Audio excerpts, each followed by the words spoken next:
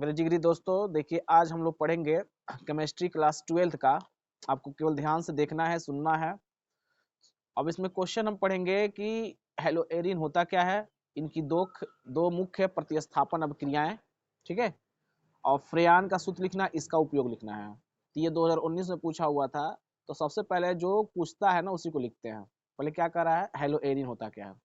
तो जान लेते हैं कि हेलोएरिन होता क्या है। वे एरोमेटिक हेलोजन, वे एरोमेटिक हेलोजन जिनमें हेलोजन परमाणु सीधे एरोमेटिक वलय sp2 संकरित होता है। अब याद रखिएगा, जो हमारे हेलोजन परमाणु होते हैं वो एरोमेटिक होते हैं और इसमें कैसा संकरण होता है, sp2। तो क्वेश्चन पूछ लेगा कि एरोमेटिक हेलोजन में कैसे संकरण होते हैं, sp2 का संकरण होता है, ठीक है।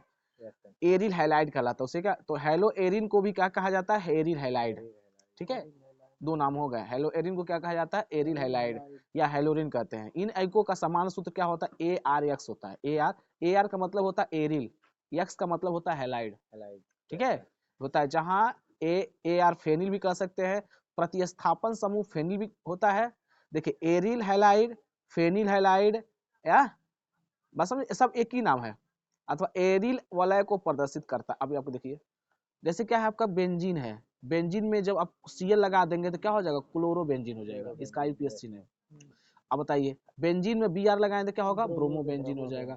बेंजीन में F लगा, फ्लोरीन लगा तो फ्लोरो बेंजीन हो जाएगा।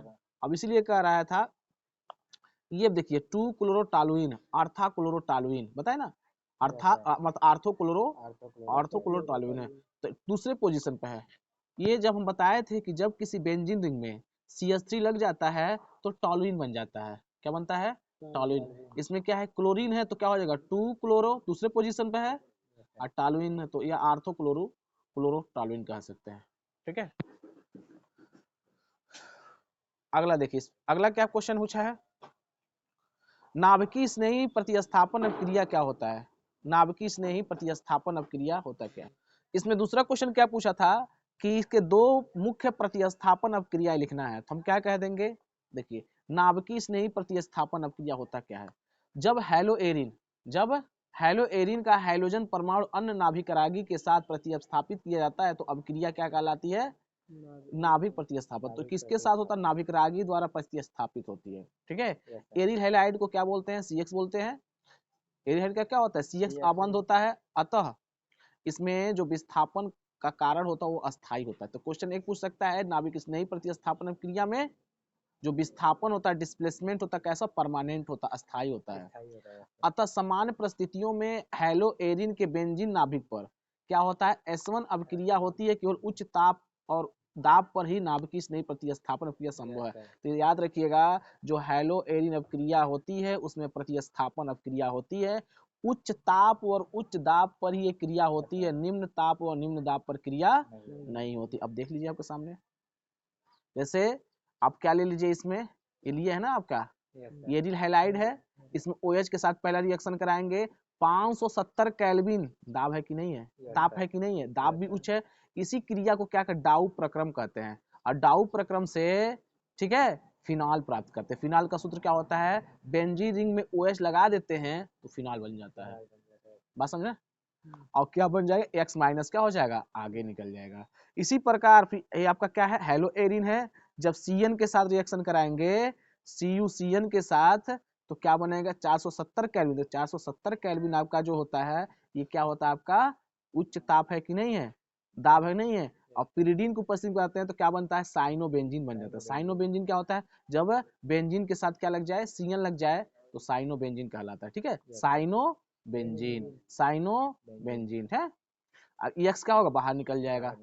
फिर क्या, इसी को पुनः NH3 जली विलयन के साथ कराते हैं, Cu2O के साथ 470 केल्विन ताप पर और दाब पर, तो हमारा क्या बनता है, एनिलीन बनता है। जब बेंजीन रिंग में NH2 लग जाता है तो उसका नाम क्या हो जाता है, एनिलीन हो जाता है। अब इसी प्रकार जब हम क्या करते हैं, इसी का पुनः इसके साथ रिएक्शन कराते हैं, NH2 माइनस के साथ NH3 द्रव के साथ, तो एनिलीन प्राप्त होता है ना। तो अब बात करते हैं, अगला क्वेश्चन क्या पूछा था, यहाँ तक हो गया मेरा। कर फ्रेयान का सूत्र लिखना, उसका उपयोग लिखना है। तो ध्यान दीजिए, फ्रेयान मेथेन एथेन के क्लोरोफ्लोरो के व्युत्पन्न होते हैं।